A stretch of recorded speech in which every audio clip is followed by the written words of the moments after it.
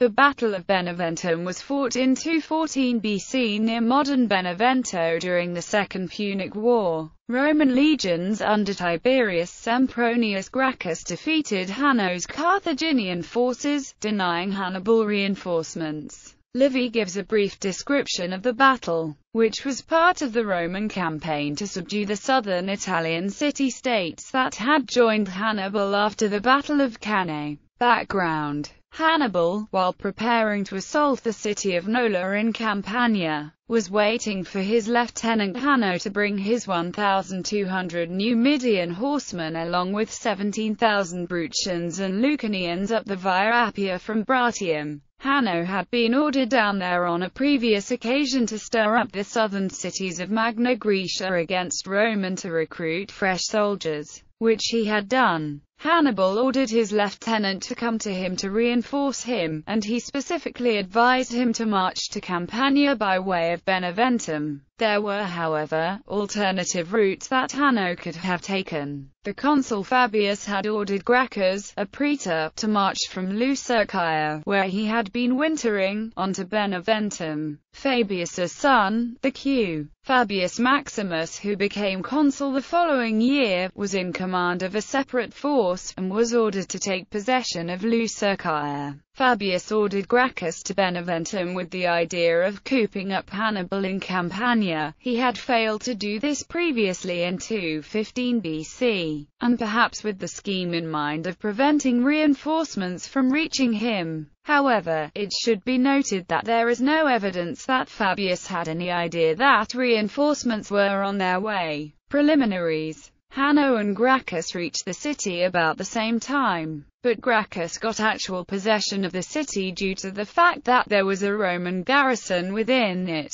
He encamped about a mile outside of the city, astride Hanno's path. Hanno encamped roughly 3 miles from the city. It was at this time that Gracchus received permission from the Senate to promise the 2 legions that consisted of slaves that were the battle won, and they brought him the head of an enemy, they would be granted their freedom. It was not until the next day that the armies lined up in order of battle. The 2 sides arrayed their respective forces in a fashion typical of the day. Hanno, with his right wing on the Calla River, placed his cavalry. Next to these, in his center, came his infantry. To the left of these, flying in the air, so to speak, due to the fact they were not protected by any topographical feature, was the other half of Hanno's cavalry. The Roman line was longer than that of the Carthaginians. The Roman left was similarly arrayed, except that the Roman cavalry was stationed on the left. Traditionally, the Roman cavalry was weaker in number than the Allied cavalry. To the right of the Roman cavalry were the legions. Traditionally, a Roman army consisted of 4 legions. The 2 Roman legions proper, so to speak, were on the inner part of the Roman line, and the 2 Allied legions were placed to the left and right of these respectively. However, it is not clear if there were any Allied legions in this battle. It is not specified. It is also not specified where the proper Roman legions and the legions manned by slaves were placed respectively. To the right of the infantry was where the majority of the Roman cavalry was stationed. Battle. The ensuing battle was a bloody slogging match. Gracchus' proclamation almost proved to be the Romans' undoing, as not only were the slaves stopping to decapitate the slain, but they were carrying them around the battlefield with them, thus hampering them down. Realizing what was happening, he declared no man would be freed unless the enemy were completely defeated. While this was going on, Gracchus ordered his cavalry to attack Hanno's flanks, where the Numidian cavalry was stationed. The Numidian cavalry fought skillfully against this cavalry charge, and for some time the combat on the flanks was in doubt.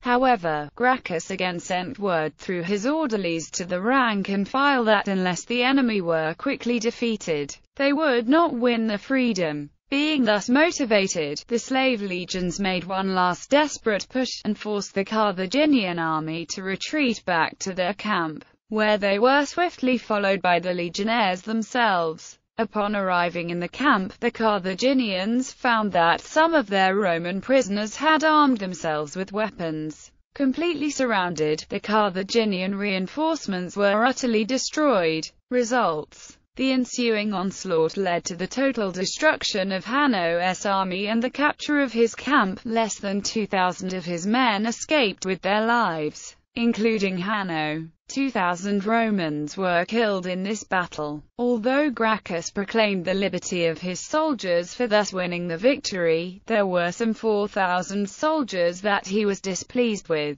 As a result of this, he ordered that they should eat their evening meal standing, instead of sitting, for the rest of their service in the legions. In the legions, the morning meal was taken standing, but the evening meal was taken sitting. This gesture was meant to dishonor them for a perceived lack of courage during the battle. Gracchus, after the battle, proceeded into Lucania, in order to prevent Hanno raising another army in this area and bringing it to Hannibal. He was eventually able to push Hanno into Bruttium as a result of his victory outside of Beneventum, thus robbed of the prospect of badly needed reinforcements. Hannibal was forced to come to terms with the fact that he would be unable to conduct a successful campaign in Campania.